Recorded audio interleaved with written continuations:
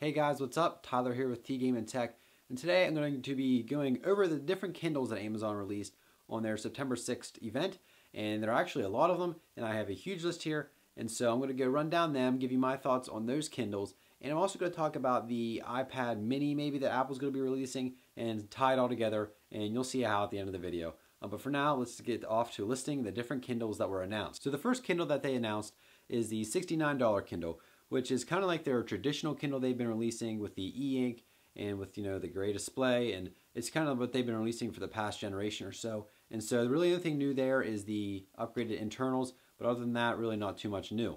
The next thing they introduced was something new, which was Kindle Paperwhite. And basically this is a Kindle with the screen that actually looks a lot more like paper. The whites are a lot whiter and the blacks look a lot blacker. In my opinion, if I were to get a Kindle for reading, that's definitely the one I'd get over the $69 Kindle. And the Paperwhite, the regular version, comes in at $119, and so it looks a lot better for just reading, and I'd suggest to pick that one up out of all the other Kindles for actual just reading purposes, because it actually looks a lot like paper. And the Kindle Paperwhite also comes in a 3G version for $179. So now I'm going to talk about the actual Kindle Fires, which is the tablet version of the Kindle with a little bit more interactivity with an actual OS and apps and stuff. And they actually kind of revamped the current Kindle Fire, and they basically just upgraded the internals, and you can get that for $159, and that's 8 gigabytes. And they priced that pretty competitively with the Nexus 7, and you are getting a little bit older equipment, but they are upgraded internals, and you are getting it for about $40 cheaper for around the same space, 8 gigabytes that you're getting in the Nexus 7. The next one I'm going to talk about is the Kindle Fire HD.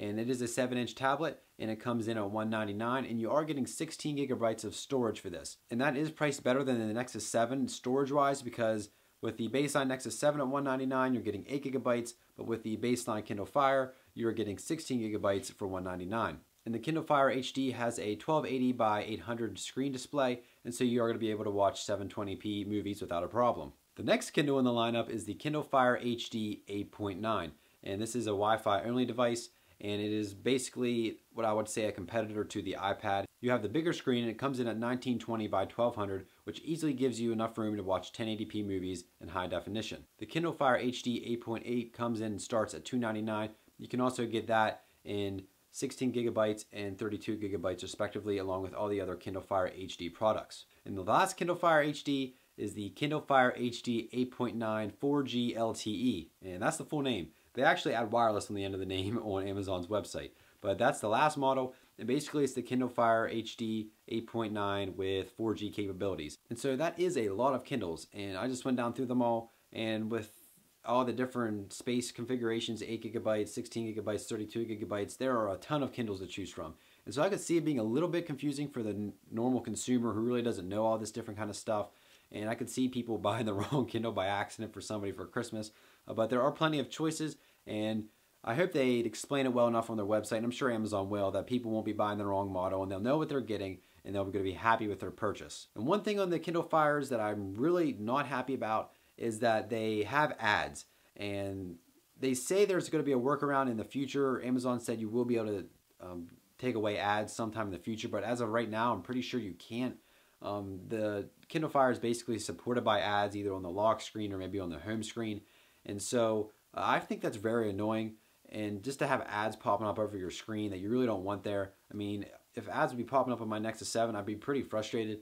But they said there is a solution coming in the future, but I definitely think that's definitely a negative point, and I'm not really sure why they actually included it. They should include the option to get out of those ads from the beginning, but they said they're going to be implementing some solution in the future. As far as the Nexus 7 and the iPad, I think the Kindle Fire HD 7-inch is obviously a good competitor to the Nexus 7. You're getting double the amount of storage for the same exact price as the baseline Nexus 7, but I think the Nexus 7 is still going to do better because it has the pure Jelly Bean software, and I think that's definitely going to overtake whatever Android Kindle software that Amazon's putting on this, because in my opinion, I'd rather have better software than 8 more gigabytes of storage.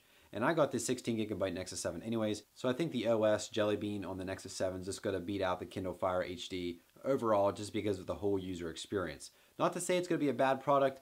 It will work well for those who are into Amazon, have Amazon Prime accounts, and are just like, they need their Kindle. So that will work better for them. But for just a pure tablet sake, I'm still going to say the Nexus 7 is going to be a better choice. I haven't got to test out the Kindle Fire HD yet. Maybe my opinion will change if I get to see one and mess around with it. But as for now, I'm just going to stick with the Nexus 7 for a 7-inch tablet. So now I'm going to talk about the Apple event and whether or not Apple should be introducing an iPad mini. I think they really need to, because the 7-inch tablet market is something that's growing.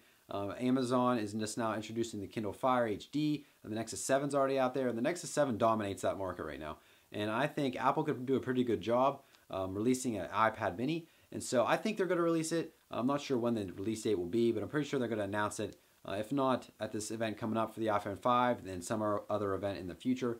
But I do think they really could benefit from having an iPad mini. So that's going to be it for my Kindle wrap-up / iPad mini speculation video.